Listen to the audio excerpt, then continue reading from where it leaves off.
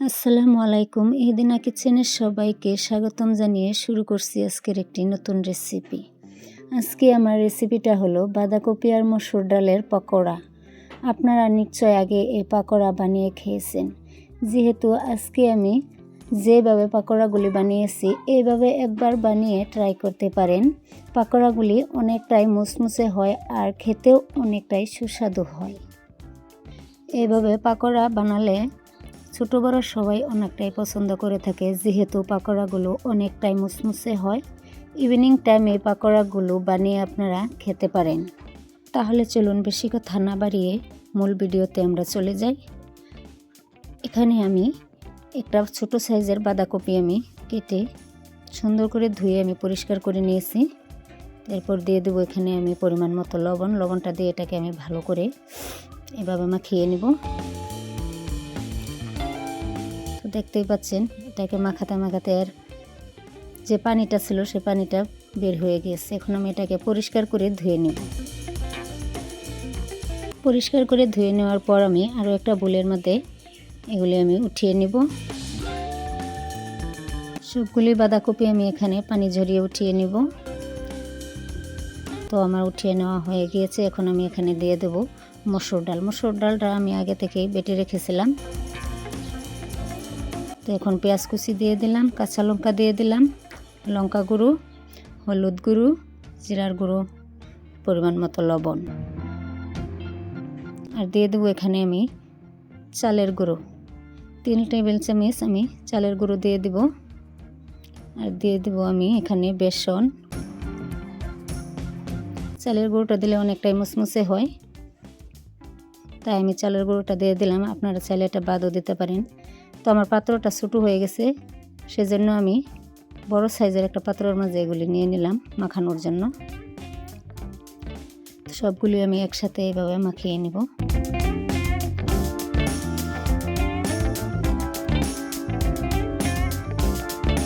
এখন আমি দিয়ে দেবো এখানে ধনেপাতা কুচি, আর অল্প অল্প করে আমি পানি দেব, নর্মাল পানিটা দিয়ে দেব। পানি দিয়ে এগুলি আমি মাখিয়ে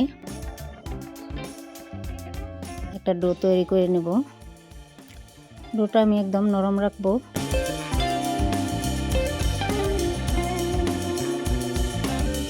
দেখতেই পাচ্ছেন আমার মাখানো হয়ে গেছে। এখন আমি চুলায় একটা ননস্টিকের প্যান বসিয়ে সেখানে দিয়ে দেবো আমি সাদা তেল।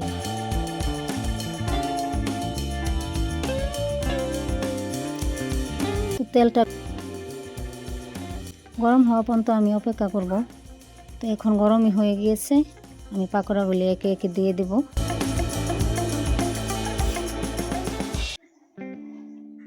এভাবে আপনারা একবার পাকোড়াগুলি বানিয়ে খেয়ে দেখবেন, অনেকটাই সুস্বাদু হয় আর মুসমুসে হয় অনেকটাই।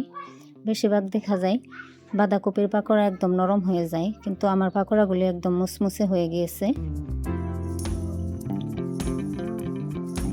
তো আমি একে একে পাকোড়াগুলি দিয়ে দিলাম। দেখেন এতে একটা কালারও এসে গেছে, কত সুন্দর হয়েছে কালারটা।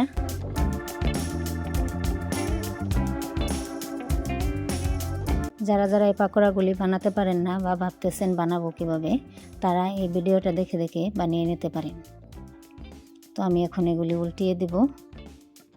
দেখতেই পাচ্ছেন এটার কালারটা এসে গেছে। যারা যেখান থেকে ভিডিওটা দেখতেছেন, যদি ভালো লাগে ভিডিওটা তাহলে লাইক কমেন্ট আর বন্ধুদের সাথে শেয়ার করে দিবেন। আর আমার চ্যানেলে যদি নতুন হয়ে থাকেন তাহলে চ্যানেলটাকে সাবস্ক্রাইব করে দিবেন। তো দেখতেই পাচ্ছেন আমার পাকোড়াগুলি একদম কালার এসে গেছে, কত সুন্দর মুসমুসে হয়েছে। এখন আমি এগুলি নামিয়ে নিব। তেলগুলি ঝরিয়ে আমি সুন্দর করে এগুলি নামিয়ে নিব।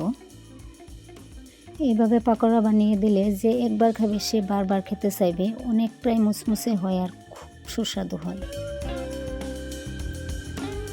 দেখতেই পাচ্ছেন আমি তেলগুলি ঝরিয়ে ঝরিয়ে এগুলি নামিয়ে নিয়েছি।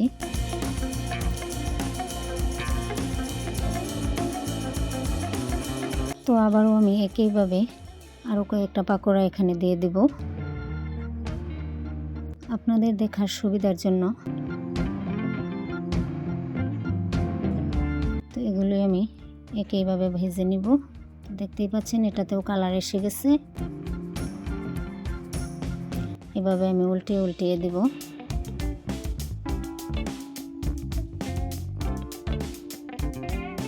গ্যাসের আঁচটা একদম লো মিডিয়ামে রাখতে হবে, হাই করে দিলে কিন্তু পাকোড়াগুলি পুড়ে যেতে পারে। তো এই পাকোড়াগুলো আমার হয়ে গিয়েছে, এখন আমি এগুলো তেল ঝরিয়ে নামিয়ে নিব।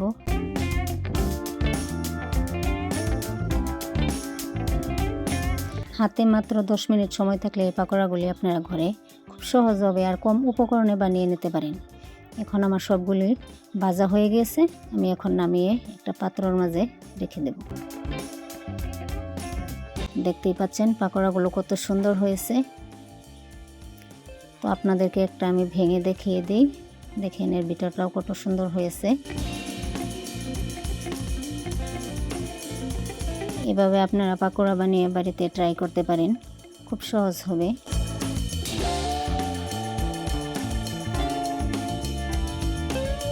তাহলে আজকের ভিডিওটা আমি এখানে শেষ করলাম। আবারও দেখা হবে নতুন আরও একটা ভিডিওতে। সবাই ভালো থাকুন, সুস্থ থাকুন। আল্লাহ হাফিজ।